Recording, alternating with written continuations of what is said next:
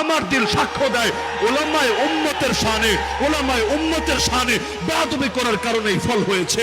2000 আর 1999 তে শেখুল হাদিস সাহেব মুফতি আমিন সাহেব রহমতুল্লাহ আলাইহি ওনাদের সাথে যে বেয়াদবি করেছে, এর কারণে রব প্রথমে হলুদ কার্ড দেখিয়ে বুঝিয়েছে এখনো সময় আছে, মাথা ঠান্ডা কর, এখনো সময় আছে, ভণ্ডামি আর বেয়াদবি ছাড়। কিন্তু হলুদ কার্ডে কাজ হয় নাই, আবার বেয়াদবি শুরু করেছে।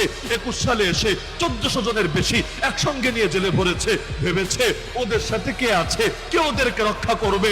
আল্লাহর কসম, যে 1 বছর কাশিমপুরে ছিলাম, আরে গভীর রাতে যখন এই মুরব্বী আলেমদেরকে বলতে শুনতাম, কখনো 3টা, কখনো 3:30, কখনো 4টা, হঠাৎ করে চিৎকার শুনতাম। তাহাজ্জুদ শেষে মোনাজাতে বসে বলছে আল্লাহ, আরে এমন একটা গভীর আওয়াজ বের হতো, দিল সাক্ষ্য দিত এই বদদুয়া যার গায়ে লেগেছে, আরে ওর পতন হবেই হবে।